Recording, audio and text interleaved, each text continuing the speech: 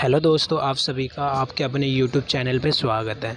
तो दोस्तों आज हम इस वीडियो में यूनिट 2 शुरू करेंगे पॉलिटिकल साइंस सेमेस्टर 2 का, जिसमें हमारा चैप्टर नाम है भारतीय संविधान में आधारभूत तत्व। आज हम भारतीय संविधान के बारे में डिटेल से पढ़ेंगे।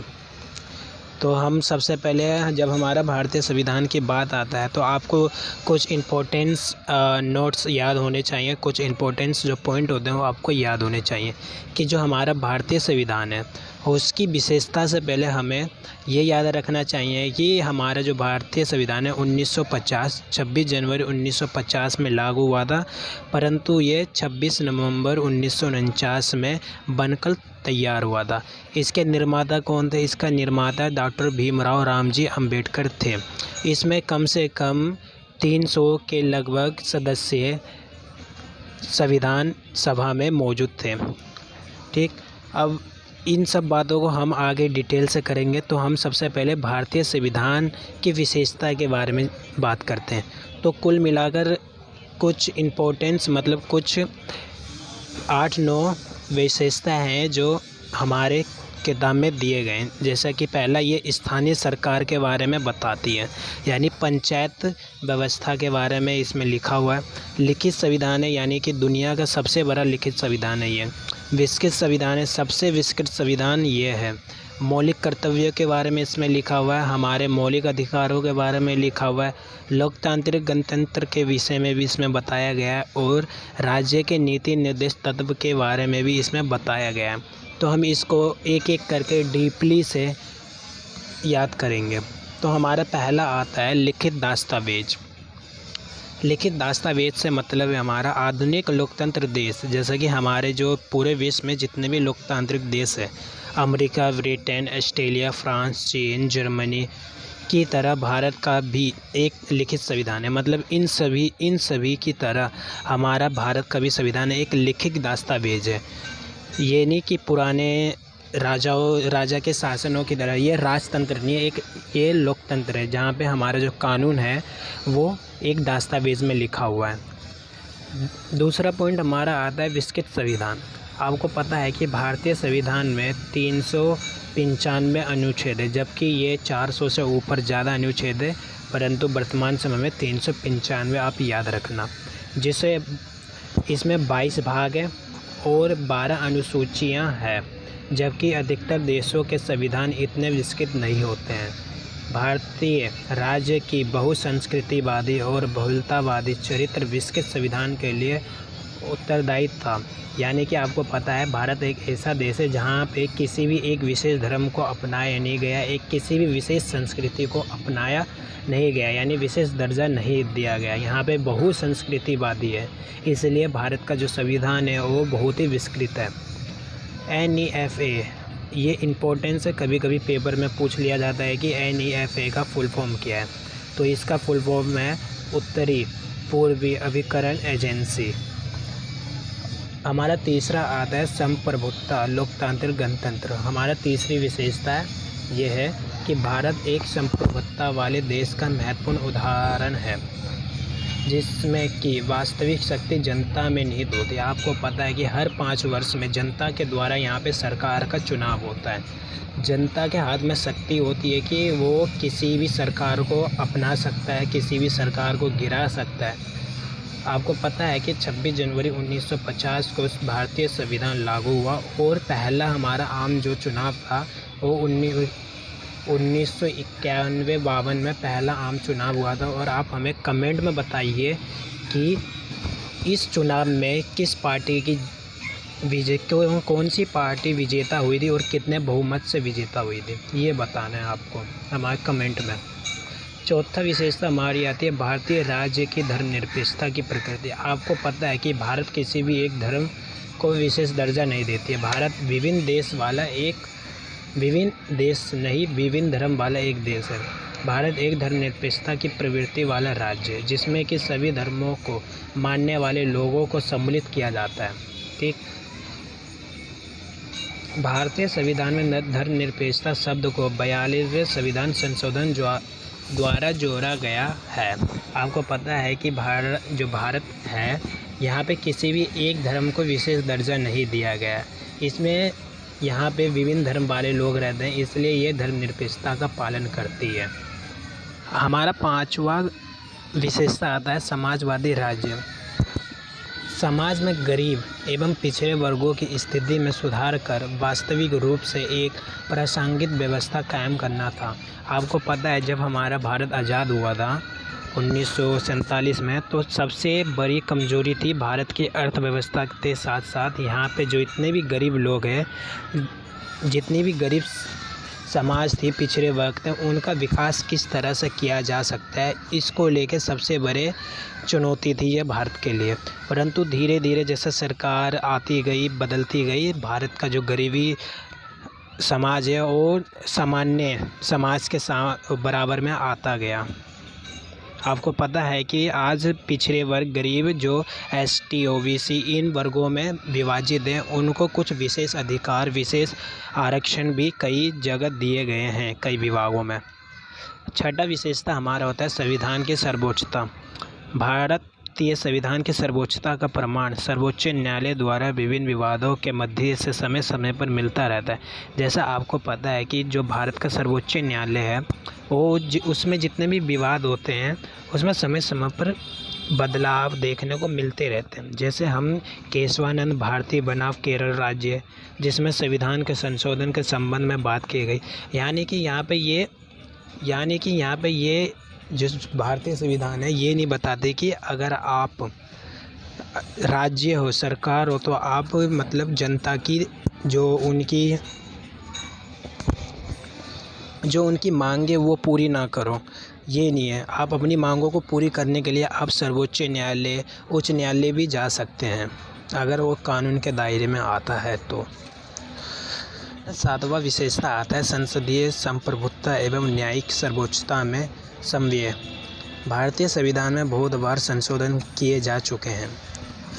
यह देखने को मिलता है कि जब भी जमींदारों एवं बड़े व्यापारियों के हित प्रभावित होते हैं तो संविधान को सर्वोच्च न्यायालय में चुनौती देते हैं। अब जैसे पता है आपको, जो अमीर, जो बड़े ज़मींदार सब होते हैं, बड़े व्यापारी होते हैं, जैसा कि हाल ही में आपको पता है कि जब किसान आंदोलन हुआ था हाल में, तो किसान के बड़े दलों ने आके इस किसान जो आंदोलन था, जो किसान के प्रति जो नियम बनाया गया था, उसको कुछ उसमें सुधार या कहे कि किसान के लिए वो हितकारी नहीं था, अहितकारी था। इसलिए उन्होंने इस आंदोलन के माध्यम से इस कानून को समाप्त करने पे बल दिया और आज के समय में वो कानून बिल्कुल तरह से मिट गया है, ख़त्म हो गया है। इस तरह से आप देख सकते हैं कि यहाँ पे जनता अपने अधिकार के लिए भी लड़ सकते हैं। हमारा 8वां विशेषता आता है एकनात्मकता की ओर झुकाव के साथ संसदीय व्यवस्था। भारतीय संविधान में संघीय व्यवस्था कनाडा के संघीय व्यवस्था से ली गई। आपको पता है कि भारत का जो संविधान है वो कई विभिन्न देशों से कुछ न कुछ लिया गया है। जैसे कि जो संघीय व्यवस्था है वो कनाडा से लिया गया है, जबकि एकनात्मकता का स्वरूप ऑस्ट्रेलिया से लिया गया, अमेरिका से लिया गया। संघीय व्यवस्था में संविधान की सर्वोच्चता, शक्तियों का विभाजन सभी महत्वपूर्ण लक्षण होते हैं। आपको इसमें पता है कि जो संघीय व्यवस्था है और एक केंद्र व्यवस्था है, इसमें जो शक्तियाँ हैं वो विभाजित होते हैं संघीय सूची, समवर्ती सूची और केंद्र सूची में। भारतीय संविधान में बड़ी संख्या में गैर संघीय लक्षण विद्यमान है एवं एकमतता की ओर झुकाव देखने को मिलता है, जैसे सशक्त केंद्र, एकल नागरिकता, अखिल सेवाएं, आपातकालीन आगे एकमतता के लक्षण हैं। ये सब कुछ संस्थाएं हैं, कुछ विभागों के नाम हैं। भारतीय संविधान में अवशिष्ट शक्तियाँ केंद्र के पास होती हैं, मतलब ज़्यादातर शक्तियाँ केंद्र के पास होती है। कैसे हम बताते हैं। सरकार की 2 स्तरीय व्यवस्था होती है, केंद्र सरकार होती है और राज्य या संघ सरकार होती है। इसमें 3 सूचियाँ होती है जो केंद्र सरकार, राज्य सरकार को मिलजुल कर करनी होती है। केंद्र सूची में केंद्र सरकार उस कार्य को करेगी, राज्य सूची में जितने भी कार्य और राज्य सरकार करेगी, समवर्ती सूची में जितने भी कार्य हैं वो दोनों सरकार मिलकर करेगी, राज्य और केंद्र दोनों मिलकर इस सूची के कार्य को पूरा करेगी। 9वां विशेषता हमारी आती है मौलिक अधिकार। आपको पता है कि भारत में कम से कम 7 मौलिक अधिकार दिए गए, 7 नहीं 6, पहले 7 थे अब 6 हो गए। भारतीय संविधान के भाग 111 में यानी 12 से में दिया गया है, जिसमें कि निम्न अधिकार हैं। जैसा पहला हमारा आता है समानता का अधिकार, जो 14 से 18 अनुच्छेद है। स्वतंत्रता का अधिकार 18 से 22 ऐसे कुछ है। शोषण के विरुद्ध अधिकार, धार्मिक स्वतंत्रता का अधिकार, संस्कृत शिक्षा संबंधित अधिकार, संवैधानिक उपचारों का अधिकार, और 7वां अधिकार था हमारा संपत्ति का अधिकार। परंतु ये 44वें संविधान अधिनियम के द्वारा इस अधिकार को हटा दिया गया, ठीक है ना। 10वां हमारा आता है राज्य के नीति निर्देश तत्व, यानी कुछ ऐसी शक्तियाँ, कुछ ऐसे कार्य दिए गए हैं जो राज्य को करना ही करना है। जैसा कि भारतीय संविधान में राज्य के नीति निर्देश तत्व जो है वो आयरलैंड से लिया गया है, ठीक है ना, उसके संविधान से लिया गया। नीति निर्देश तत्व को सामाजिक आर्थिक अधिकारों के रूप में देखा जाता है, यानी कि समाज में जितने भी निम्न गरीबों एवं निचले तबके के उत्थान के लिए अवश्य है। यानी जो ये नीति निर्देश तत्व है वो गरीबों की हित के लिए, निचले तबके पिछले वर्गों के उत्थान यानी उसके विकास के लिए अवश्य माना जाता है, ठीक है। मौलिक अधिकारों और नीति निर्देश तत्वों को एक दूसरे के पूरक बताया है, ना कि विरोधक। यानी ये एक दूसरे के, यानी एक सिक्के के 2 पहलू है, यानी ये दोनों एक दूसरे के विरोधक नहीं है। 11वां हमारा आता है मौलिक कर्तव्य, यानी कि कुछ ऐसा हमारा संविधान में लिखा हुआ है मौलिक कर्तव्य जो हमें करना ही करना है। चलिए पढ़ते हैं। जैसा मौलिक अधिकार जो है वो पूर्व रूसी संविधान से प्रभावित होकर लिया गया, यानी रूस से लिया गया। इन कर्तव्यों को भारतीय नागरिक पर जबरन थोपा नहीं जा सकता, जबकि यह देश के नागरिकों के लिए महत्वपूर्ण है। यानी कि हम जबरन थोप नहीं सकते, परंतु ये देश के नागरिक के लिए ज़रूरी है। जैसे कि हमें अपने राष्ट्रीय गान का सम्मान करना चाहिए, भले अपने भी और दूसरे कंट्री के भी राष्ट्रीय गान का सम्मान करना चाहिए, भले ही हो किसी भी देश के हो। राष्ट्रीय ध्वज के प्रति सम्मान करना चाहिए, प्रति सम्मान करना चाहिए, वो किसी भी देश के हो, या वो भारत का हो, पाकिस्तान का हो, अफ़गानिस्तान का हो, अमेरिका का हो, किसी भी राष्ट्रीय किसी भी देश के ध्वज हो। पशु पंछी एवं जंगलों की सुरक्षा करनी चाहिए हमें। ये कुछ मौलिक कर्तव्य हमारे।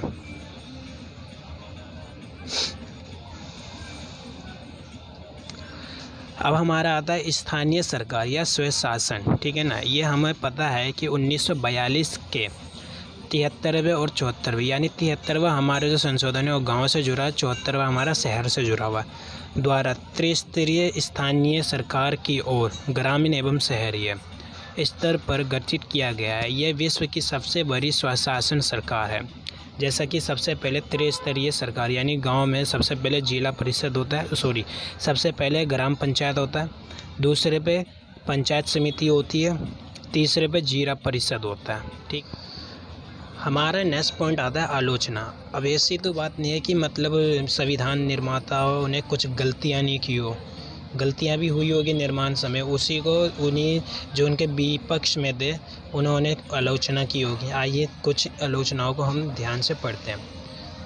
उदार का संविधान मानने वाले आलोचकों का कहना है कि भारतीय संविधान में नया या मौलिक कुछ भी नहीं है। यानी कि इन्होंने कहा है कि भारत का जो संविधान है वो किसी न किसी देश से लिया गया है, इसलिए ये एक मौलिक नहीं है, कुछ इसमें नया नहीं है। वे इसे उधार का संविधान कहते हैं क्योंकि भारत संविधान में अन्य विदेशी संविधान से कुछ न कुछ भाग ग्रहण किया गया।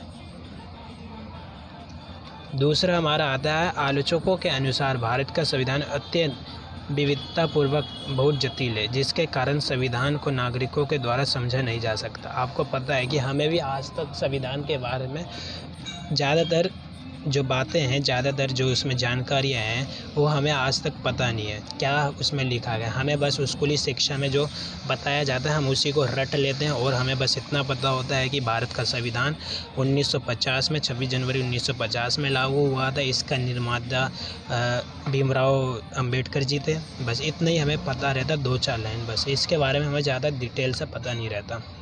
तीसरा हमारा आता है आलोचकों का ये भी मानना है कि संविधान निर्माताओं ने बड़ी संख्या में भारत सरकार अधिनियम 1935 के प्रावधान डाल दिए। इससे कि यह काफ़ी बन रह गया है। आपको पता है कि 1935 में प्रस्ताव पारित किया गया था, उसी को हम संविधान को एक कॉपी के रूप में कहा जाता है।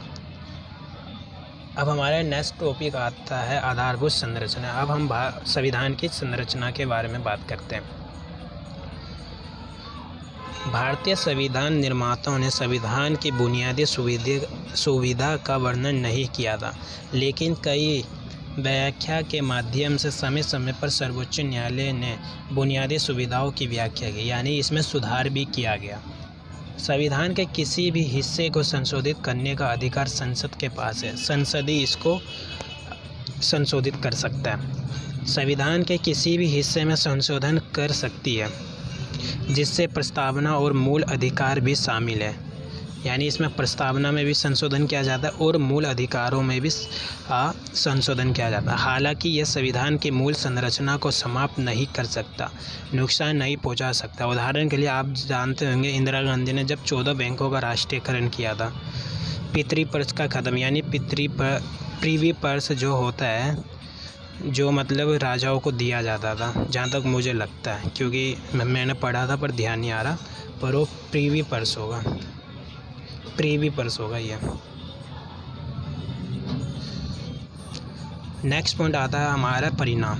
संविधान एक वैधानिक दस्तावेज है जिसमें कि देश की शासन व्यवस्था को संचालित करने वाले सभी नियमों व कानूनों के सबूचे का उल्लेख मिलता है, यानी कि इसमें हम अपने संविधान में हम ये जानते हैं कि हमारा देश किस तरह से चल सकता है, किस तरह से विकास किया जा सकता है, यहाँ की जनता का विकास कैसे करना है, समाज का विकास कैसे करना है, गरीबों का विकास कैसे करना है, इन सब के बारे में हमारे संविधान में लिखा है। समय समय पर सुधार होता है, संशोधन किया जाता है। दूसरा पॉइंट हमारा आता है संविधान। भारतीय संविधान का निर्माण सामाजिक परिस्थिति को ध्यान में रखकर किया जाए, यानी कि इसको एक केंद्र बिंदु मान लिया गया है, सामाजिक परिस्थिति को, समाज के विकास को। इसके निर्माण में 2 साल 11 महीने 18 दिन का समय लगाया गया था। भारतीय संविधान सभा की प्रारूप समिति में 8 सदस्य थे, जिसकी सदस्यता डॉक्टर अंबेडकर कर रहे थे। 5वां पॉइंट हमारा आता है भारत संविधान के मूल भाग में टोटल 395 अनुच्छेद है, 22 भागों में बटा हुआ है, 8 अनुसूचियां हैं। 100 से भी अधिक बार संशोधन किया जा चुका है। एक कमेंट में आप ये बताइएगा, जो हमारा ये जो नोट जिसमें बदलाया था, क्या बोलते हैं इसको,